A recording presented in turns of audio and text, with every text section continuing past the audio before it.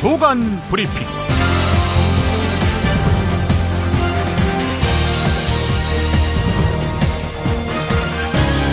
2015년 12월 3일 목요일입니다.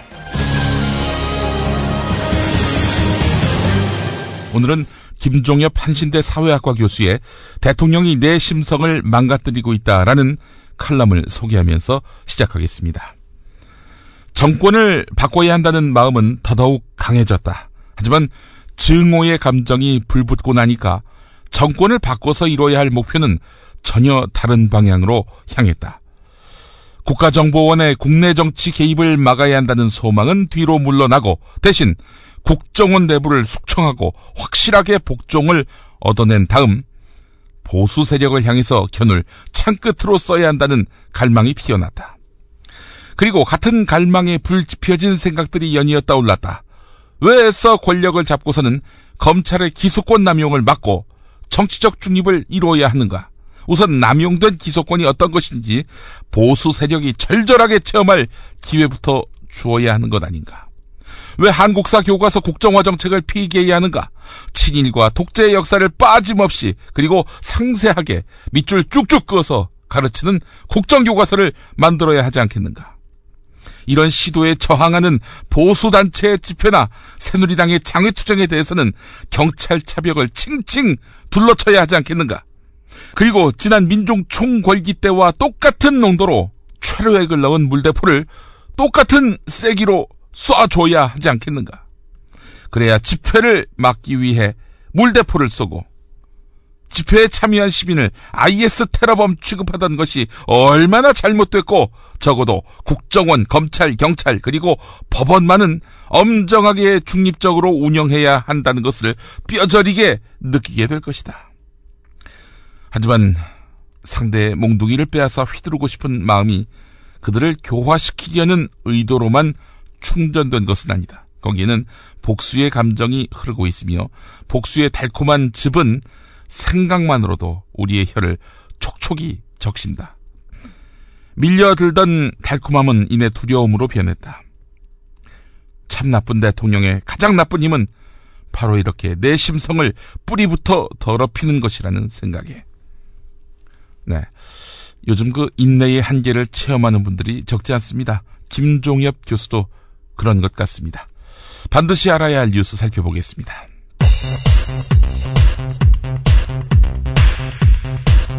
(2016년도) 예산안에 대한 수정안은 가결되었음을 선포합니다. 정의화 국회의장의 가결 선언이었습니다. 법정 처리 시한인 어제를 지나서 오늘 새벽 386조 4천억 원의 새해 예산안이 국회 본회의를 통과했습니다. 정부가 마련한 예산안보다 3천억 원 줄어든 규모인데요. 논란이 됐던 3살에서 5살까지의 무상 보육을 위한 누리과정 예산은 예비비에서 3천억 원을 우회 지원할 수 있도록 책정했습니다. 기계와 약으로 연명하고 있는 상태입니다. 지호 태어나고부터 아빠가 하루도 빠짐없이 지호 사진이나 영상을 보는 게 아빠의 낙이었거든요. 그래서 아빠 일어나서 지호가 커가는 거 좀 보면 좋겠는데. 백남기 씨의 딸 백민주화 씨의 말이었습니다. 여기서 지호는 백민주화 씨 아들 이름입니다. 백남기 씨, 수면제를 전혀 투여하지 않았는데도 여전히 의식이 없습니다. 폐렴기는 여전하고요. 혈압이 떨어지는 것을 막기 위한 약도 넣어야 하는 그런 상황입니다. 가족들이 무의미한 생명 연장을 원치 않았다라고 일전에 밝혔는데요. 어제 뇌파 검사가 진행됐습니다. 뇌파 검사는 뇌가 기능을 제대로 하는지를 보기 위해서 하는 검사인데 이 검사 결과에 따라서 뇌사 판정위원회가 열릴 수도 있다고 합니다. Having this child has made us think about all of the things that should be improved in the world for her whole generation. 딸 세대의 세상이 더 좋아지도록 하기 위해서 우리가 무엇을 해야 할지 고민했습니다. 라는 페이스북 최고 경영자 마크 저커버그 씨의 말이었습니다. 저커버그 씨 부부는 보유하고 있는 페이스북 지분 99%를 자선단체에 기부하겠다고 밝혔습니다. 금액으로 치면은 450억 달러, 우리 돈으로는 52조 원입니다. 저커버그는 재단을 설립해서 교육과 질병치료, 잠재력 개발을 위한 사업에 나설 계획입니다.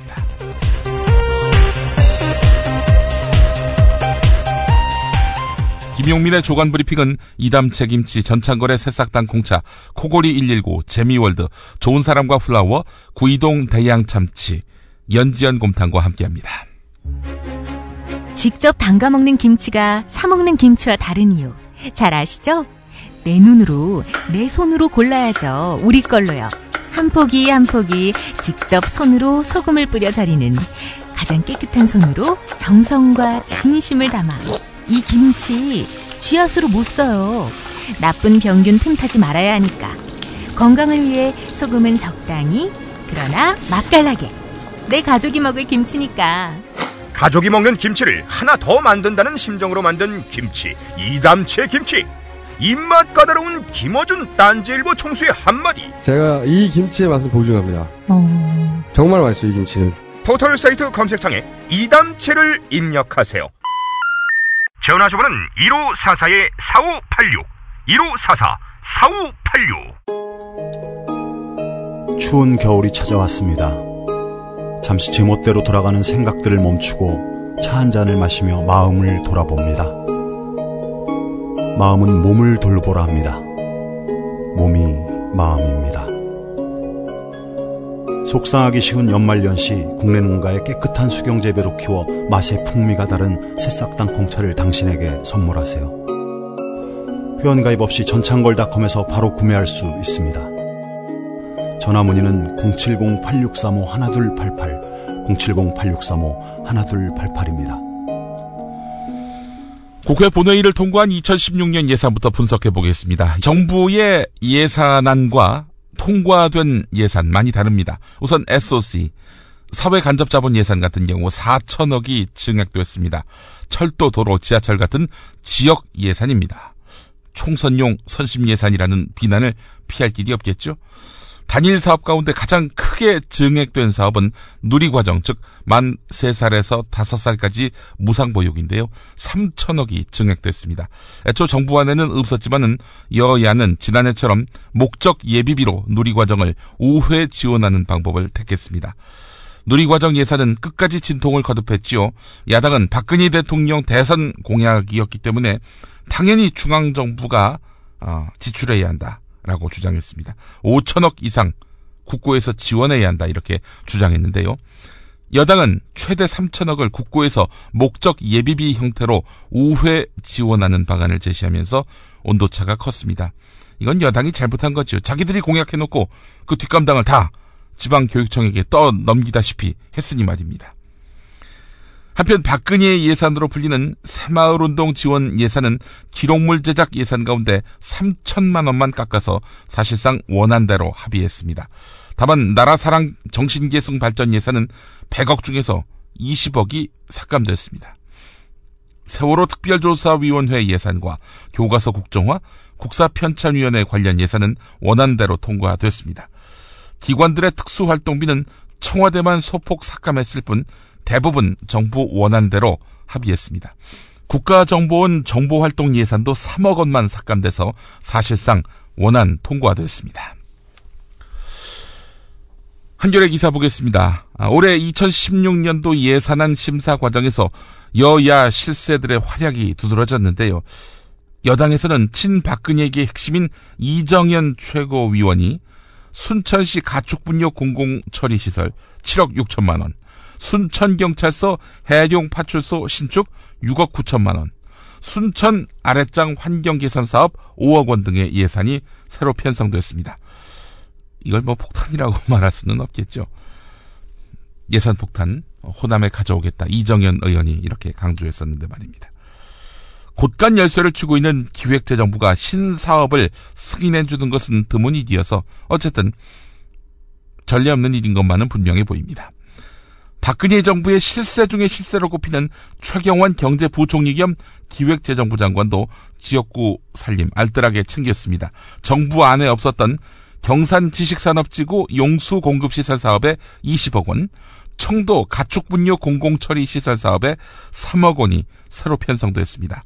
신친박으로 자처하는 원유철 원내대표 같은 경우 정부 계획에 없던 파출소를 2곳이나 유치했습니다. 진짜 선수는 따로 있었다. 한겨레는 이렇게 표현하고 있는데요. 애초 정부가 예산안을 편성하는 단계에 지역구 사업을 반영시키는 실세들이 있었다는 겁니다. 국회 예산결산특별위원장인 김재경 새누리당 의원 같은 경우 화물자동차 공영차고지 조성에 55억 원, 실크산업혁신센터 건립에 25억 원, 농업기술센터 신축에 20억 원 등 총 243억 원 규모의 사업을 정부안에 집어넣었습니다. 중앙부대에서 욕은 좀 먹겠지만 지역에서는 환영받겠죠? 그러니 이러는 거 아니겠습니까? 한겨레 기사 또 보겠습니다. 이 정도면 우리가 줄기차게 요구한 경제활성화 법안이 다 잘됐다. 속이 후련하다. 원유철 새누리당 원내대표가 국회에서 기자들과 만났을 때 흡족함을 감추지 못했습니다. 새누리당이 야당과의 협상에서 판정승을 거둘 수 있었던 1등 공신은 국회 선진화법, 즉 국회법 개정안인데요. 새누리당은 내년 예산안을 둘러싼 협상이 시작될 때부터 정부 여당이 요구하는 법안 처리를 안 해주면 내년 예산안을 정부 원안대로 처리하겠다라고 으름장을 늘어놓았습니다. 여야가 12월 2일까지 새해 예산안에 합의하지 못하면 정부가 편성한 원안이 본회의에 자동 상정되도록 국회 선진화법이 규정돼 있다는 것이죠. 이 국회법 조항을 적극 활용한 것입니다. 내년 총선을 앞두고 지역구 예산을 최대한 반영해야 하는 야당 의원들 사이에서는 여당이 예산으로 야당을 압박한다, 이런 볼멘 소리가 터져 나왔는데 새누리당은 꿈쩍도 하지 않았습니다. 새누리당은 평소 다수의 횡포와 물리적 충돌을 막기 위한 국회 선진화법을 국회 식물화법, 소수 독재법이라면서 비난하다가도 예산안 심사 때만 되면 이 법을 앞세우는 이중적인 행태를 보여왔는데요. 새누리당은 국회 선진화법 폐기를 주장하는 국회법 정상화 태스크포스를 꾸리고 지난 1월에 헌법재판소에다가 권한쟁의 심판도 청구하기도 했죠. 국회 선진화법 무력화에 당력을 집중해왔다, 이런 얘기입니다. 아마 국회 선진화법을 바꾼다 하더라도 시한이 지나면 정부의 안이 자동 상정되는 그 대목은 손도 안 대겠죠. 다음 기사 보겠습니다. 서울시가 주택임대차 보호법과 상가건물 임대차 보호법의 임대료 인상률 등 핵심 내용을 지방자치단체에 위임해달라면서 국토교통부와 법무부 등에 요청했습니다. 또 다른 이슈로 중앙정부와 대립이 시작됐는데요. 서울시는 이미 청년수당 50만 원과 자치조직권 강화, 이런 것을 놓고 복지부와 행정자치부 등과 각각 갈등해왔습니다. 자, 새롭게 서울시가 중앙정부와 충돌을 빚고 있는 사안, 쉽게 이야기해서 상가 임대차 계약 기간을 현재 5년에서 10년으로 늘려달라는 겁니다. 임대료가 급등하는 바람에 원주민이 떠나는 사례를 막아야 한다, 이런 취지인데요. 하지만 정부는 전월세 공급이 적은 상황에서 기간이 늘면 단기적으로 가격이 급등할 수 있다라면서 반대했습니다. 1989년 주택임대 기간을 1년에서 2년으로 확대해서 서울시 전셋값이 23.7% 폭등했다, 이렇게 주장하고 있는데요. 정부의 반대는 내년 총선을 앞두고 야당 출신 시장을 견제하기 위한 목적 아니겠는가, 이렇게 풀이할 수 있겠습니다. 서울신문 보도 내용이었습니다.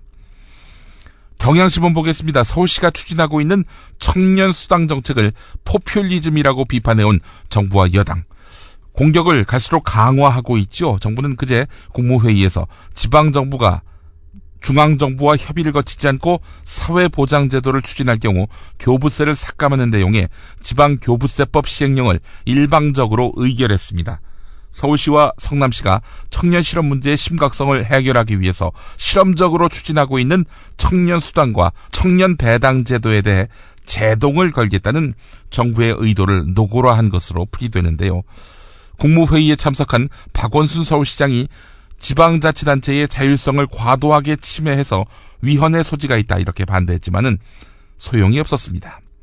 보도에 따르면 정종섭 행정자치부 장관은 심지어 지방자치단체의 과한 복지사업은 범죄로 규정될 수 있다, 이렇게 비난했습니다. 후임자가 아직 정해지지 않아서 그 자리를 지키고 있는데 곧 총선에 나갈 양반이 참 오지랖도 넓습니다. 경향신문 사설 내용을 보겠습니다. 서울시 청년수당은 20대 미취업 청년 3,000명에게 사회활동 계획을 받아서 2개월에서 6개월 사이에 월 50만 원씩 지급하는 제도다. 월 50만 원의 수당 지급이 얼마나 청년 실업 해소에 도움을 줄 수 있을지 정부 차원에서 실효성의 의문을 제기할 수는 있다.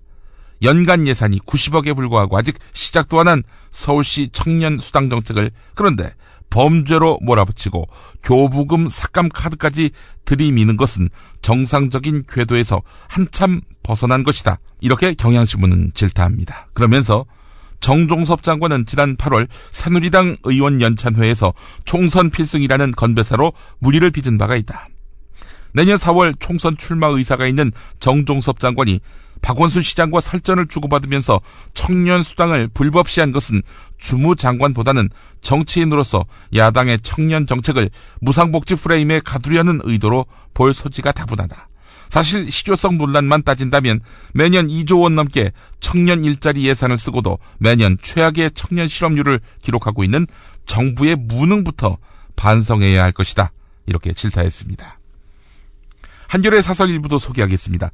복지사업은 각 지자체가 가장 활발하게 펴는 정책 분야 중 하나다. 특히 야당 소속 지방자치단체장들은 중앙정부와 차별화한 참신한 정책으로 주목을 받기도 한다. 중앙정부의 복지정책이 부족한 상황에서 지역별 사정에 맞는 복지 모델 개발은 반드시 필요한 일이기도 하다. 그런데 지자체의 복지정책을 범죄 운운하면서 극렬 반대하는 것은 결국 이 분야에서 별로 한 일이 없는 중앙정부가 상대적으로 돋보이는 지방자치단체의 복지 증진 노력을 제지하려는 시도 아니냐는 의구심을 불러일으킨다. 그게 아니라면 저소득 독거노인에게 우유 한 개씩 배달해주는 식의 지자체 복지 사업을 억지로 폐지까지 시키면서 이 정부가 얻고자 하는 게 무엇인지 도무지 알 수가 없다. 네, 이런 내용이었습니다. 민주진보 포털 시민의 날개가 드디어 12월 10일 문을 엽니다. 뭘 할 거냐고요? 우선 총선과 대선 투개표 감시를 시민이 직접 하는 공정선거 감시단을 만들고요. 또 알바단을 박살내는 SNS 대응본부, 또 좋은 후보를 당선시키는 정당별 응원단도 만들 수 있습니다. 홈페이지에서 베타 버전 테스터를 모집하고 있습니다. 먼저 써보시고 좋은 의견 많이 내주세요. 최고의 연대는 입금인 거 아시죠? 농협 301-0182-2885-41 사단법인 시민의 날개입니다. 개발비 10억 원을 모으는 일시 후원, 그리고 운영비로 쓸 CMS 월 회원 많이 등록해 주세요.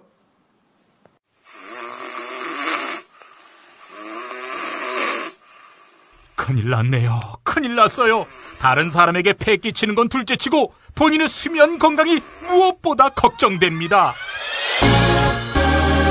한 방을 써야 하는 부부와 연인, 군입대나 기숙사 입사를 앞둔 청년, 코수술, 비싼 양압기 구입, 이젠 안 하셔도 됩니다. 간편하고도 반영구적인 코골이 방지기구 24,000원이면 됩니다. 심한 코골이와 수면 무호 걱정 마세요. 99%의 감소 효과를 보장합니다. 검색창에 코골이 119, 코골이 119를 입력하세요.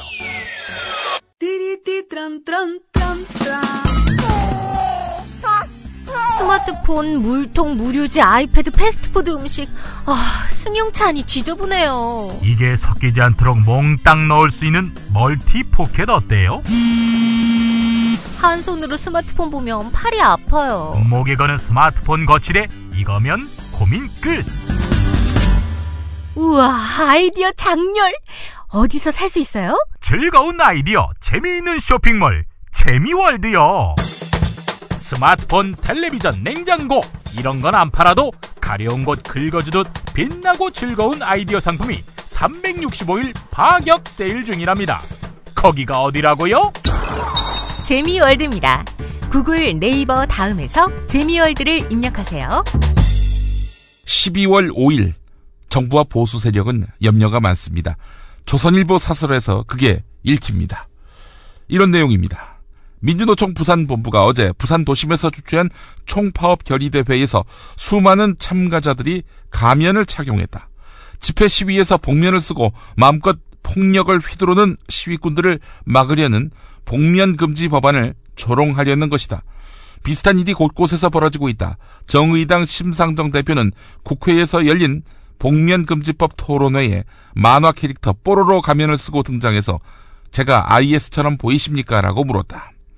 미국 15개 주에서 복면 시위를 금지하는 것은 백인 우월주의 극우단체 KKK가 얼굴을 가린 채 피부색이 다른 인종에게 폭력을 가하는 경우가 많았기 때문이다.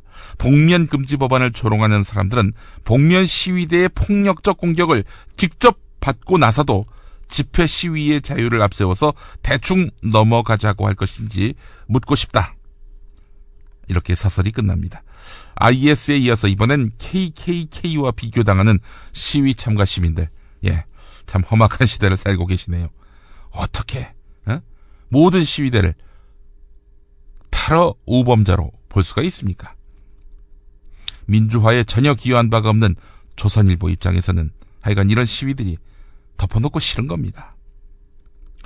492여 개 시민사회단체로 구성된 시민사회단체 연대회의는 기자회견을 열어서 서울 광장에서 5,000명 규모의 집회를 열겠다고 밝혔습니다. 앞서서 전국농민의 총연맹과 백남기농민회의와 국가폭력규탄 범국민대책위원회가 같은 날 같은 장소에 집회 신고를 한 것에 대해서 폭력사태 재발이 우려된다는 이유로 불허했던 경찰. 이번에는 숙고하는 모양새입니다. 연대회의 같은 경우 참여단체가 과격 시위에 연루된 전력이 없다는 점에서 집회 신고를 불허할 명분이 약하기 때문입니다. 네. 합법 집회를 하겠다는 신청을 이렇게 거부하고 모든 집회를 불법으로 만들려는 경찰. 의도가 궁금해집니다. 평화적으로 집회를 하려는 시민들, 이 시민들에게 불법, 폭력, 이 이미지를 더 씌우려는 공작을 12월 5일에도 펼치지는 않을지 여러 가지로 염려가 되긴 합니다. 이번엔 불교닷컴 기사 하나 인용해 보겠습니다. 얼마 전에 한상균 민주노총 위원장을 조계사 일부 신도들이 내쫓으려 했었죠. 민주노총은 우발적 충돌이다 이렇게 말을 했는데 불교닷컴 기자는 다르게 보고 있습니다. 민주노총 인사에 따르면 옷이 벗겨져 끌어내려는 상황에서 이 신도들은 경찰과 실시간으로 상황을 주고받았고 끌고 갈 테니 대기시켜라 이런 말까지 오갔다. 신도들이 아니라 사법경찰이라 해도 될 정도였다 라고 말했다. 경찰과 통화까지 했다면 이것은 사전에 이 신도들이 경찰과 긴밀하게 한상균 위원장 거취에 대해서 논의했을 가능성이 충분해 보인다.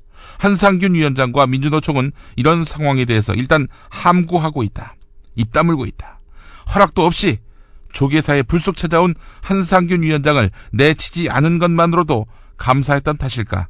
민주노총은 이런 폭력에도 부처님께 누가 될까 싶어서 당일에는 발표하지 않았다. 이렇게 말했다. 이 신도분들의 배후가 드러나는군요.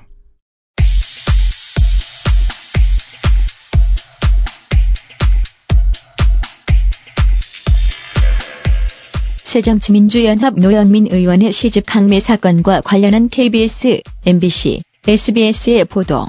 국회 산업통상자원위원장인 새정치민주연합 노영민 의원이 의원실에서 카드 단말기로 산하기관에 자신의 시집을 판매해 물의를 빚고 있습니다. 이른바 갑질 논란을 일으키는 일부 의원들의 행태에 비판의 목소리가 높습니다. 국회 상임위원장인 새정치민주연합의 노영민 의원이 자신의 의원실에 카드 단말기까지 놓고 책을 팔아 문제가 되고 있습니다. 노 의원은 산하기관들의 책값을 돌려줬다고 해명했지만 논란은 가라앉지 않고 있습니다. 정치인들의 출판 기념회는 정치 자금을 모으는 편법 통로라는 비판을 받아왔습니다. 그런데 한 국회의원이 의원실에 카드 단말기까지 놓고 자기 책을 판 사실이 드러나 논란이 일고 있습니다. YTN은 그가 문재인 대표 측근인 점을 강조.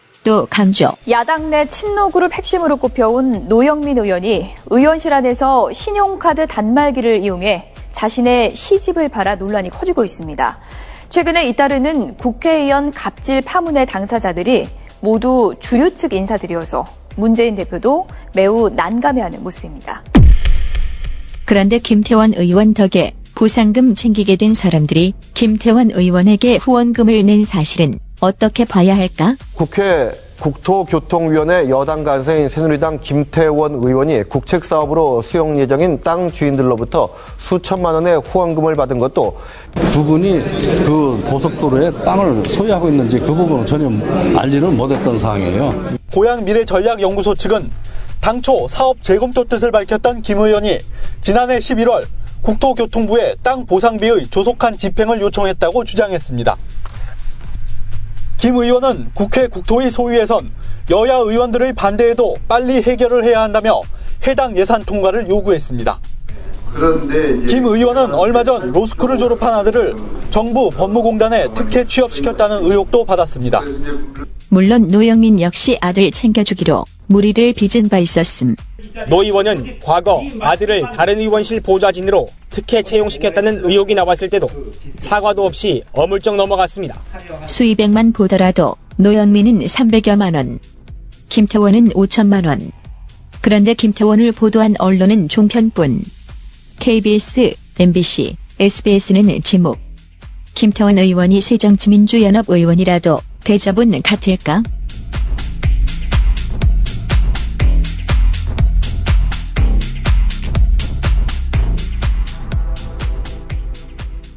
여보, 좋은 꽃 배달 추천 좀 해봐. 회사에서 보내려고? 그럼 좋은 사람과 플라워지. 화환이나 조화가 7만 원도 안 돼. 결제도 적립금으로 가능하다고. 오, 그래?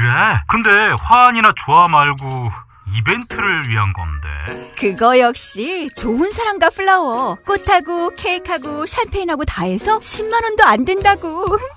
가격도 중요하지만 빨리 배달해야 돼.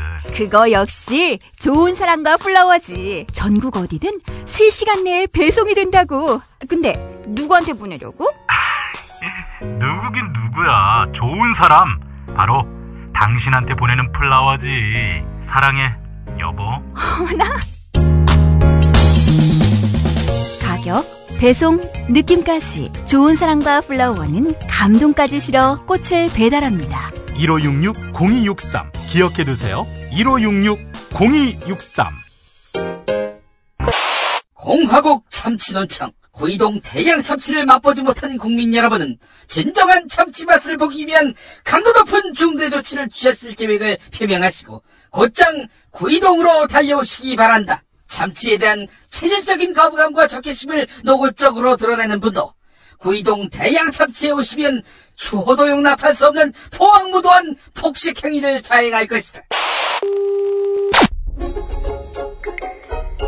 구이동 대양 참치. 월요일 참치데이 이벤트, 화요일 참치머리 서비스로 함께합니다. 주차장 걱정 마시고요. 대중교통은 서울 지하철 2호선 구의역 2번 출구에서 5분 거리입니다. 대양참치 구의점 02-455-8087. 김용민이 전해드리는 조간 브리핑.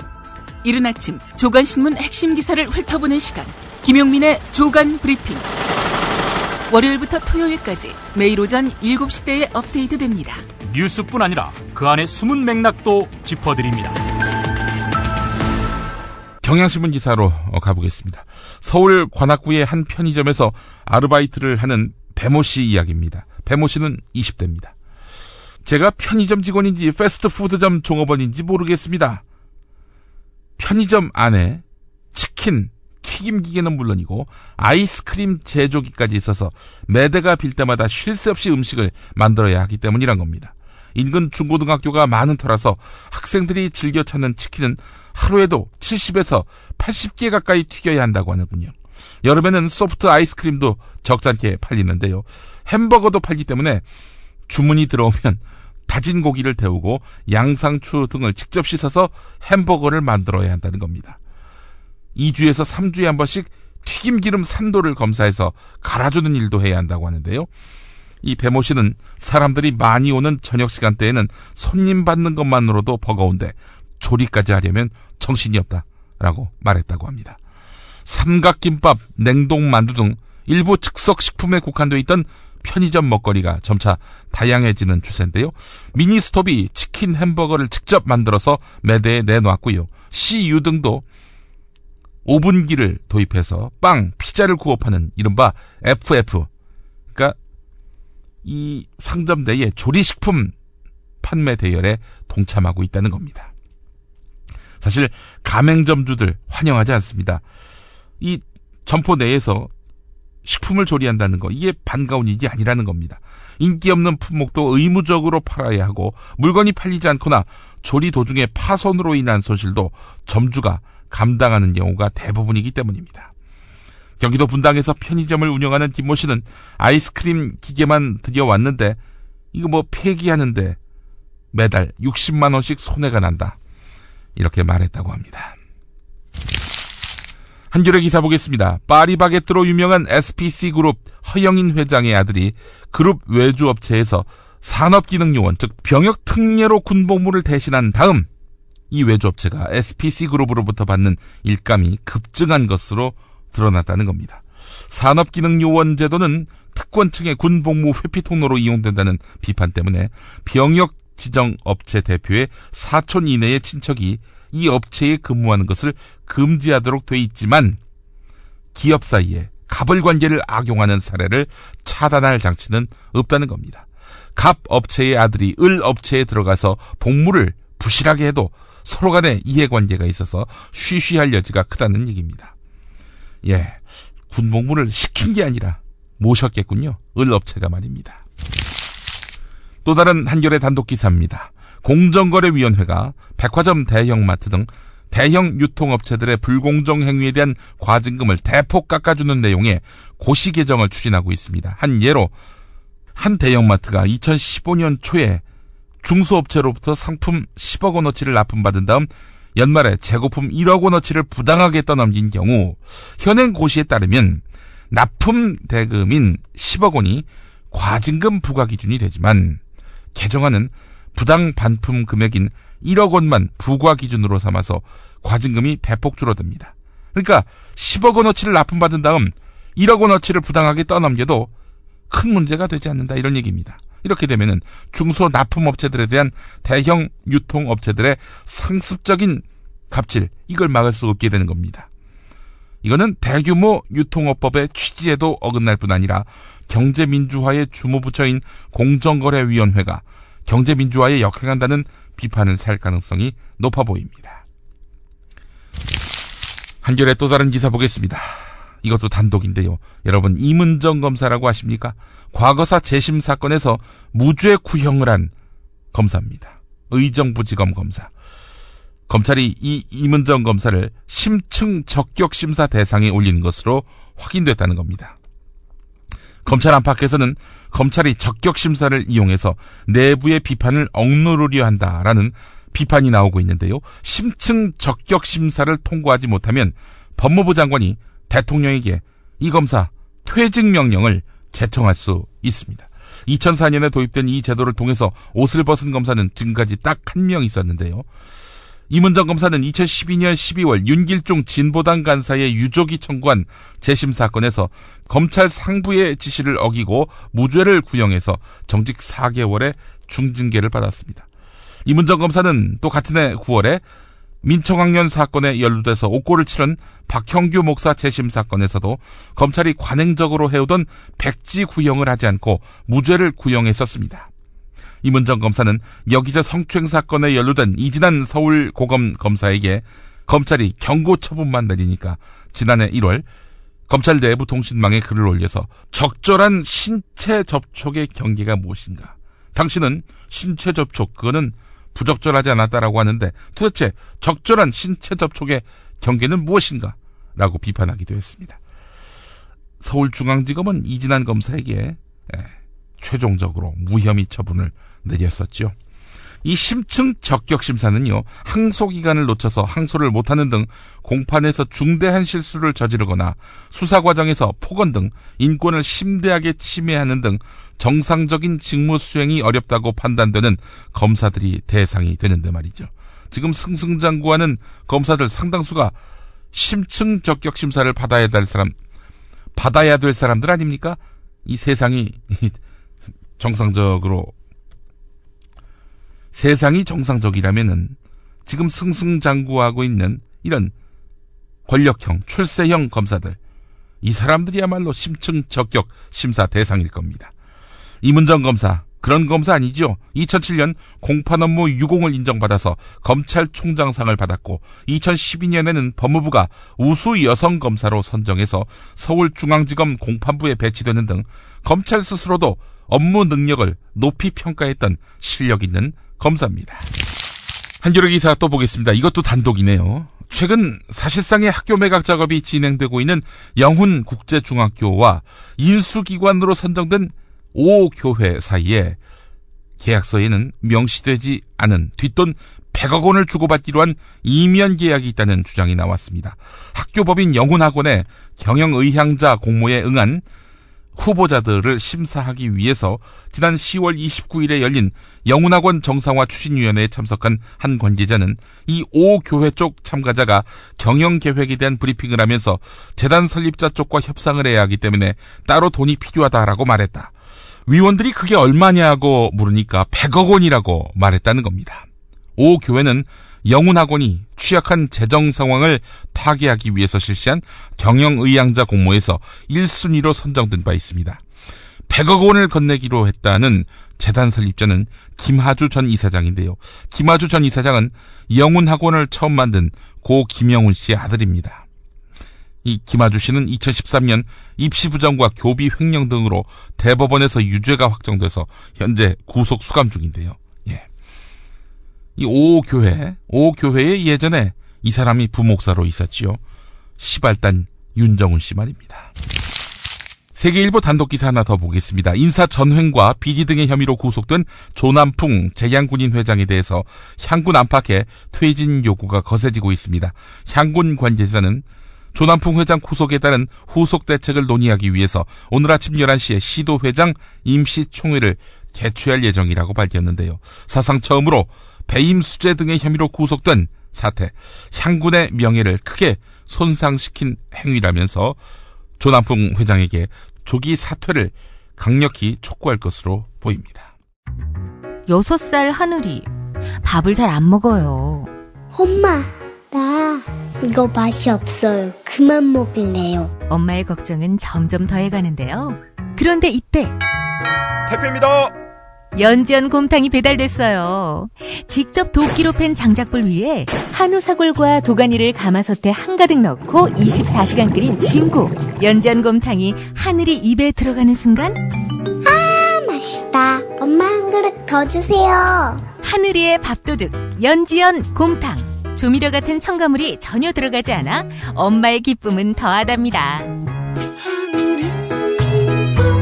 연지연 곰탕은 강화군에서 김포시 방향으로 강화대교 건너자마자 있습니다. 포장 판매는 한 팩 800g에 7,000원, 7팩 이상 무료 배송합니다. 주문 전화는 010-7252-1114, 010-7252-1114. 정말 공약 지켜달라고 그 말 한마디 하러 간 거잖아요. 평생을 진짜 제가 딸로서 자신 있게 말씀드린 저희 아버지 평생을 그렇게 그냥 바르게만 살아오신 분인데, 근데 아버지 이렇게 만들어놓고 거기 누구도 대답하지도 않고,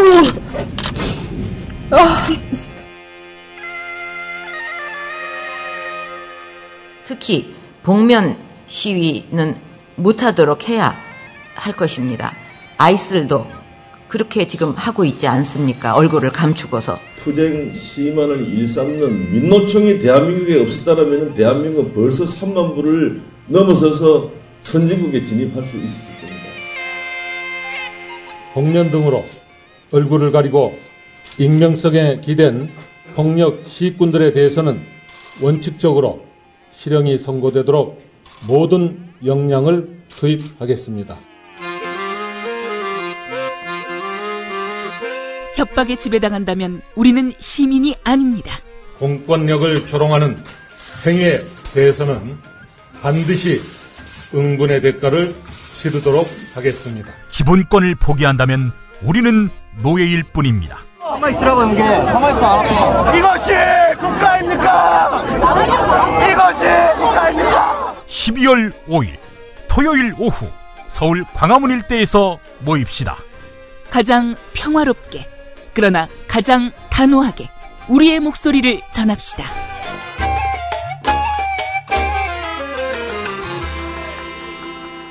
우리의 힘은 작지만 합치면 커집니다. 12월 5일 오후 서울 광화문입니다.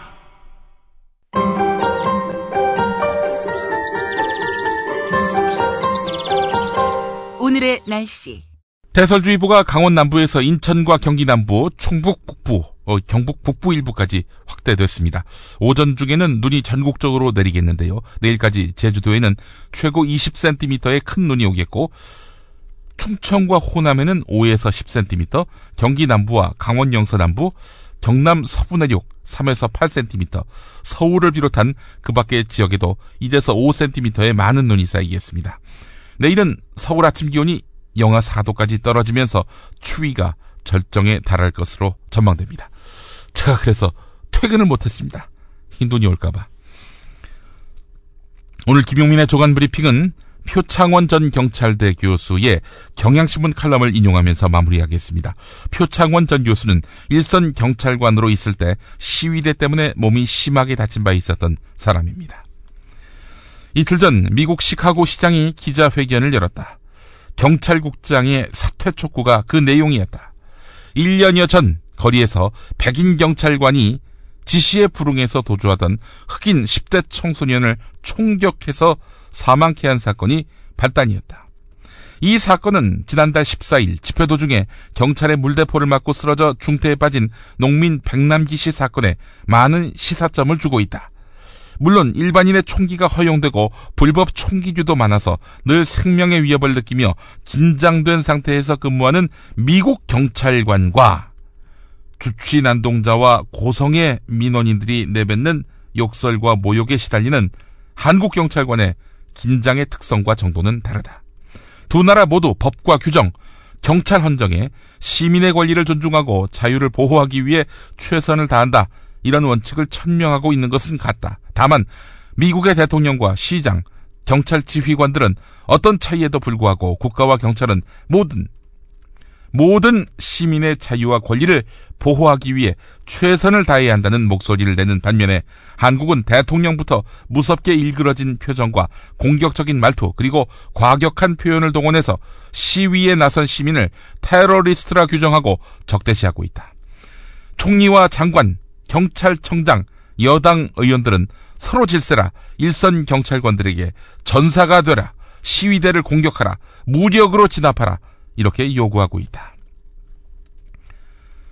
그 흑인 소녀는 정부와 경찰이 금지하는 경찰관의 범죄적 총격으로 사망했다. 하지만 우리 농민 백남기 씨는 대통령과 정부, 경찰 최고위 지휘관의 지시와 명령, 이 지시와 명령의 심리적 압박 아래에 있는 경찰관의 직무상 행위로 치명적인 부상을 입었다.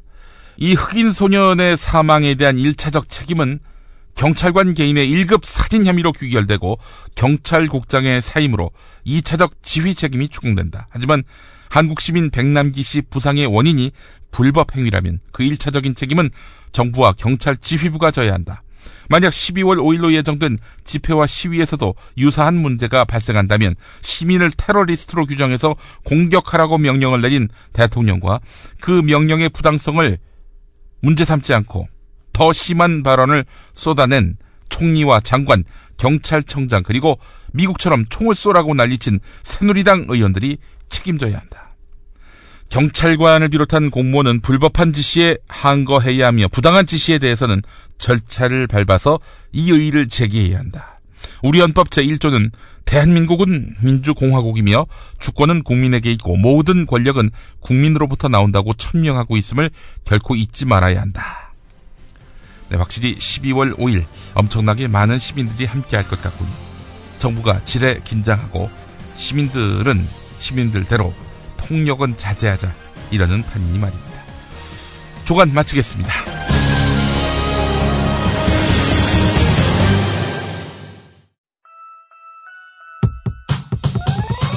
이번 방송 괜찮았나요? 작별의 여운 이렇게 표시해주세요. 다운로드하기, 댓글 달기, 구독하기, 별점 주기. 더 좋은 방송 만들어달라는 약속 이렇게 응원해주세요. 다운로드하기, 댓글 달기, 구독하기, 별점 주기. 기억하셨죠? 다운로드하기, 댓글 달기, 구독하기, 별점 주기.